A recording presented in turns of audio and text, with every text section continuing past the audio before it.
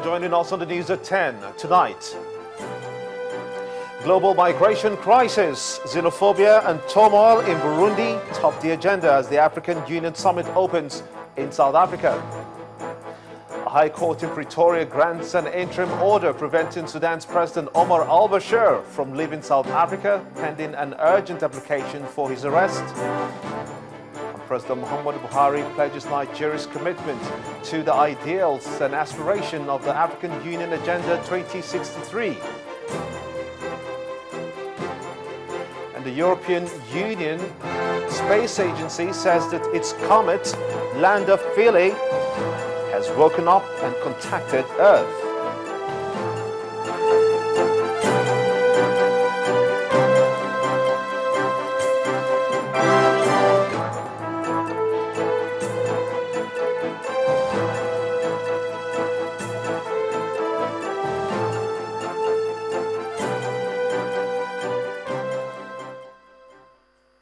We begin tonight in Johannesburg, South Africa, where the 25th AU Summit has opened with global migration, crisis, xenophobia and turmoil in Burundi dominating the event.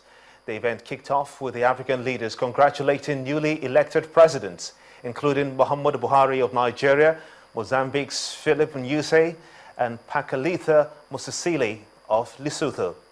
They also congratulated Sudanese President Omar al-Bashir for conducting a successful poll. South Africa's President Jacob Zuma told leaders that African destiny is in its own hands. President Zuma adds that to realize Africa's vision, efforts were continually being supported to establish sustainable and predictable funding sources for the African Union. Of course. The President did talk about Boko Haram. In fact, that's exactly where he started from. That was after thanking African leaders for their support during Nigeria's presidential elections. He said things could have gone awry, but thank God that they did not. But he acknowledged the role that the African Union played in monitoring the elections, and they can also tell that the elections were most of the part free and fair. But let's go back to the beginning of the 25th ordinary session of the African Union, which is supposed to have started early this morning. It was initially scheduled to begin at 11, but started about 4:30 when leaders eventually sat to discuss and begin and open the session. It was about 5 o'clock. So they've had just about 2-3 hours of discussion so far. Many of Africa's presidents were present today. As you mentioned, the Sudanese president was also there, Omar al-Bashir, who got a warm welcome from the African Union. He was introduced by the AU chairperson, Dr. Nkosazana Dlamini Zuma. Don't forget that the human rights activists had made a complaint to the court in Pretoria, issuing a ruling ordering the South African government to arrest the Sudanese president on arrival. But the government is ignoring that ruling since the ruling came from a lower court and not from one of the major courts in the country. I spoke to some of the delegates here about the issue. Many of them refusing to speak on camera, but told me that they had no objections to President Omar al-Bashir being at the meeting.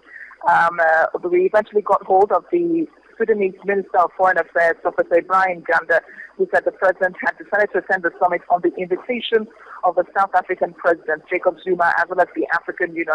Now back to the president's speech, Muhammadu Buhari, who did talk about the crisis in Sudan and Burundi. Remember, he mentioned these two issues again at the Peace and Security Council meeting yesterday, where he said that leaders really need to discuss and bring up implementable solutions to the crisis in Sudan. He also implored on the presidents of the two countries that they really do have to cooperate with the African Union in resolving the crisis. I guess one of the most intriguing parts of this session today was the Zimbabwean president, who happens to be the AU president for this year. That's Robert Mugabe. He went on this long rhetoric of how women have helped in the development of Africa to where it is today. He talked about the great work of some heroines from the past and who stood against colonial governments at the time and said that men really do need to respect women. The session has eventually broken now into bilateral meetings. You understand the president has had 3 already. And when I said the president, I mean Muhammadu Buhari has had 3 meetings already with the Kenyan president, Uhuru Kenyatta, the Ivorian president, Alassane Ouattara, and the Sudanese president, Omar al-Bashir.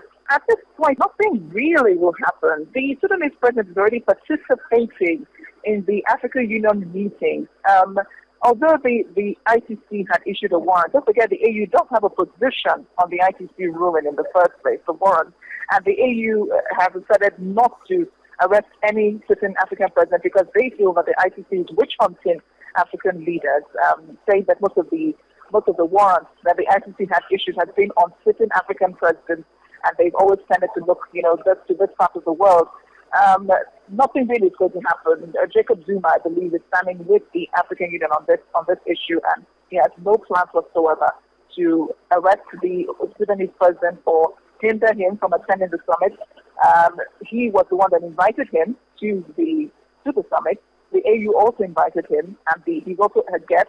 According to the Sudanese Minister of Foreign Affairs, he said that President Omar al-Bashir is a guest of South Africa. So they're at home here. They have no problem.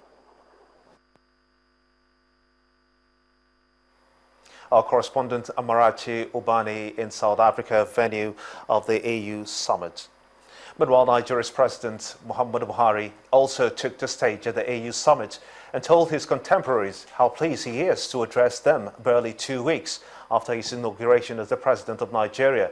President Buhari adds that the fears harbored by pessimists that the polls in Nigeria will result in violence did not happen after all. He also heaped praises on former President Goodluck Jonathan for conceding defeat. I cannot fail to acknowledge the very positive role played by my predecessor, His Excellency Goodluck Ebele Jonathan, in averting the feared crisis and facilitating the peaceful transition of power between the two parties. I also wish to express my deep appreciation to all who honored us with their presence at my inauguration, and even those who, for unavoidable reasons, were unable to attend. I thank you all. Mr. Chairman, it is gratifying to note that our union has made laudable progress over the past 1.5 decades since its transformation from Organization of African Unity, OAU, to the African Union, AU. Notably, we have been able to redirect our priorities at the continental level from mainly political goals to more diverse aspirations that are equally fundamental to our survival and development in our global community. It is, however, clear, Mr. Chairman, that some of the greater challenges to our peoples within this union still lie in the political, economic, as well as peace and security spheres. Our continent is currently bedeviled by the evils of terrorism, insurgency, poverty, youth unemployment, and underdevelopment.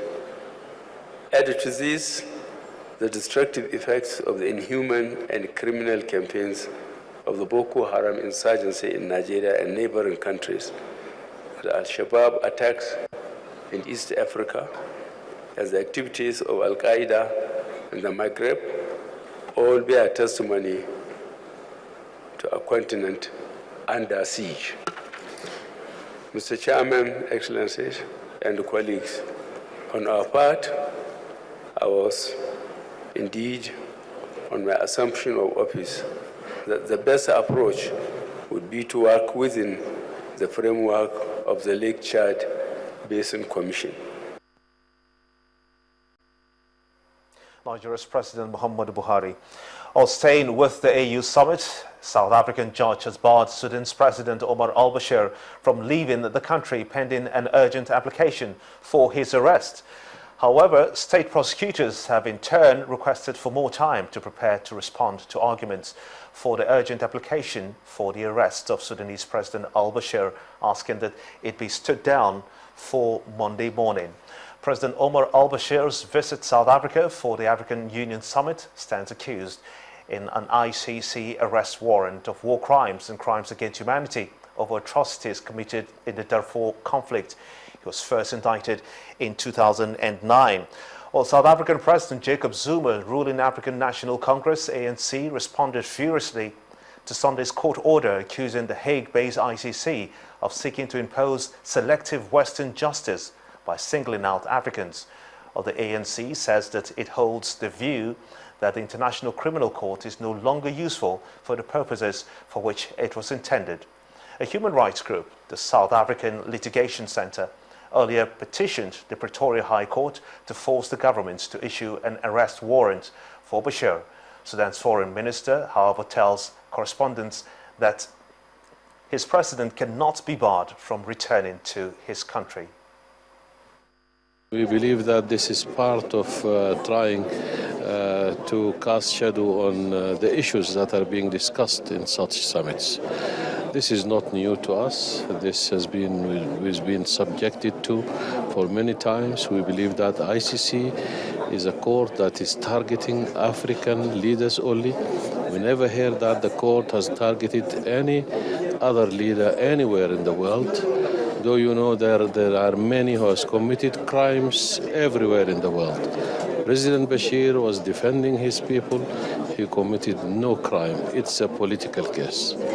As far as the South African court is concerned, with all respect, that is being left to the government of South Africa to deal with. In part two, after the break, internally displaced persons in Borno State get a lifeline from the Nigerian customs. Stay with us.